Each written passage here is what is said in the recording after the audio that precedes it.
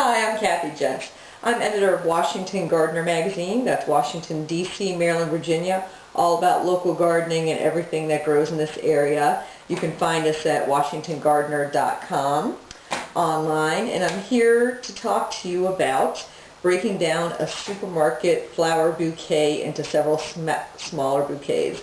So I get this question a lot when I give talks on flower arranging, and simple basics is what we're going to do today, so no stress, no worries. You pick up your typical flower arrangements, $3.99 to $19.99, depending on how many premium flowers are in the bouquet and what time of year it is. Of course, right after Valentine's, you're going to pay a little more, or right after or before. So the first thing I do when I come home with a bouquet like this is to open it up, fill a bunch of small vases that I've collected with room temperature water, tablespoon of sugar each, and a dot of bleach in each container. So that's to keep the flowers lasting. And then I take my bouquet and start to break it up into its various pieces. So see here we have alstroemeria, we have some hydrangea, one nice Gerber daisy, some green filler, and a lot of mums, which is pretty typical to do at a supermarket. So we're going to move the green button mums here, some of the more daisy purple mums by themselves over there, and so we'll keep breaking it up into their own components in separate categories. So a lot of these containers you'll see that I either collected from old jam jars, old Orangina soda bottles, and maybe some old medicine bottles, and then some nicer vases that people have given me as gifts. The container doesn't matter as long as it is waterproof. So any little small container will do. And it's nice to pick them up from your recycling bin and or at flea markets and garage sales around town. So the only tool you're really going to need besides your hands are a nice pair of flower snips. These are sharpened, and I've cleaned them with rubbing alcohol, just a swipe, so that they won't reinfect other flowers when I go prune them afterwards. So we've got them separated into separate categories, and I'm going to start with what I have the most of, and that looks like I have the most of these pinky purple mauve mums.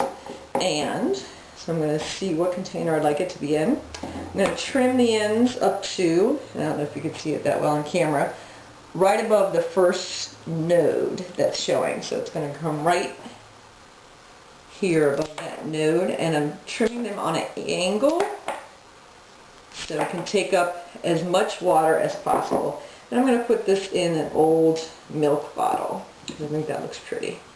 So voila, one arrangement done already. And the next thing I want to pick out is the one premium flower they put in this bunch was a Gerber daisy. And you'll see they put a little plastic straw holder around it. With Gerbers, you only want to fill water up to about an inch or two at the bottom, because if you put it higher up on the stem, it starts to engorge and rot up and down the stem. So you only want a little bit of water in the container. And I'm going to measure to see what container I'd like for that one. And I think I'll pick this IKEA vase that was just $1 or $2. And again, I'm going to trim off a little of the end. There's no growth nodes showing, but I'm just going to give it a couple inches off. And I'm going to pour off a lot of the water. And just leave, that's about an inch or two in there. So just a single solitary little stem. And I think that would look gorgeous next to my computer work desk. And so that one's done there. And let's see what else we had in this beautiful package. Some heather, so some nice greens here. Kind of looks skimpy or airy on its own, and I think that's what I will use the little small containers for.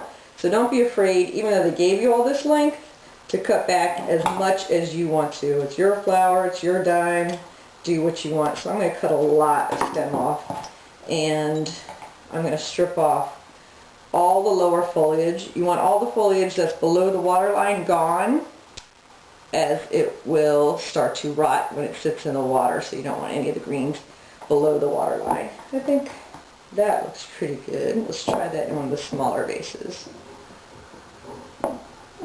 I think that's a sweet little arrangement. I think this will go next to maybe the guest bathroom sink. I think that would be a really sweet thing to have right there.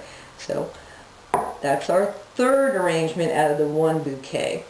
Next, I'm going to use some of the heavier hydrangeas. I think both of these, since they're so strong and gorgeous, can totally stand to go on their own.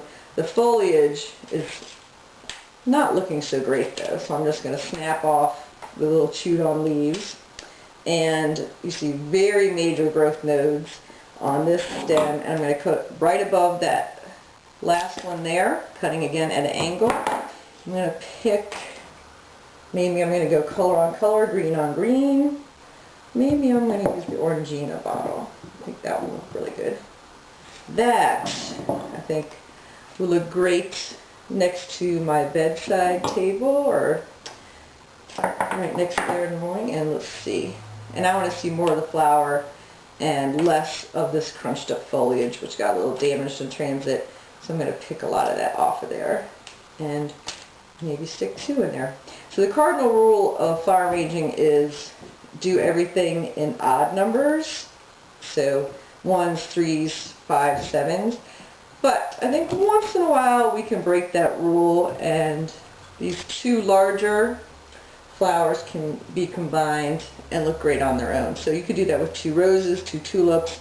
I think a kissing couple looks just fine on its own. So that will be my bedside arrangement. Now we have these little green button mums, and like I said, don't be afraid, even though they gave you all this length to work with, to chop it all off. And we're going to go for a super short arrangement with this one. So some of the foliage is looking really ratty on this, so we're going to strip all of that off. And let's see, I like some of the more tiny vases. So I'm going to go right above the growth node, cut that off, and then see, experiment a little, if I like this one, or maybe this one. I think I'm going to cut even more. So I think what we're going to do is cut out a ton of that length, and there's some of the button mums down here. And I'm going to go for the nicer crystal vase and fill it with a lot of shorter, and just make a nice tabletop arrangement. This one could go like on a breakfast nook or table, maybe next to your kitchen sink. And I just love that lime green color, that chartreuse. So we can cut a few of those shorter if we'd like to, and have a nice mounded look. So let's try for that. So I'm going to strip them all down to their own single stems, because they're grouped on a larger stem.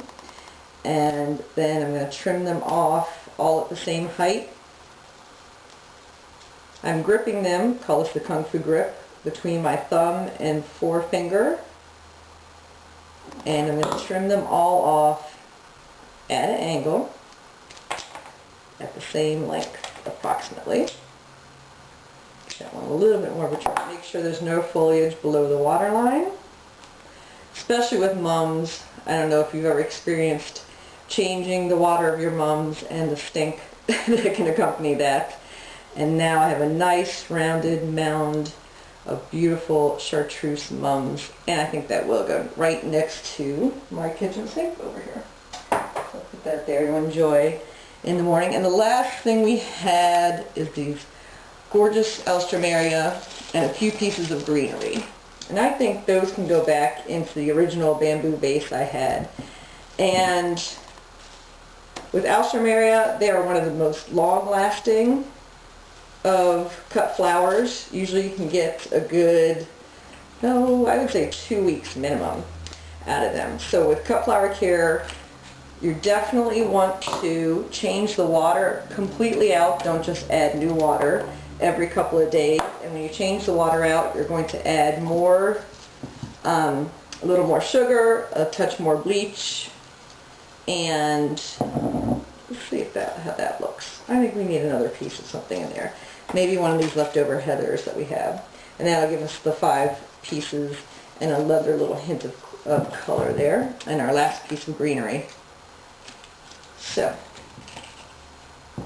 voila, that was 1, 2, 3, 4, 3, 4, 5, and with our kitchen arrangement, 6 flower arrangements from one generic Safeway bouquet.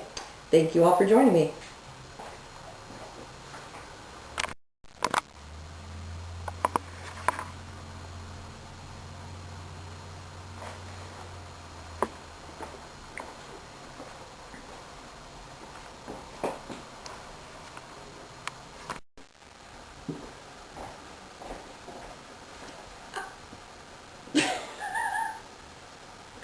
Santino.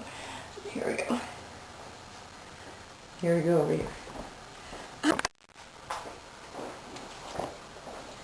Hi, I'm Kathy Jentz. I'm editor of Washington Gardener magazine, all about local gardening in the DC, Maryland, Virginia area.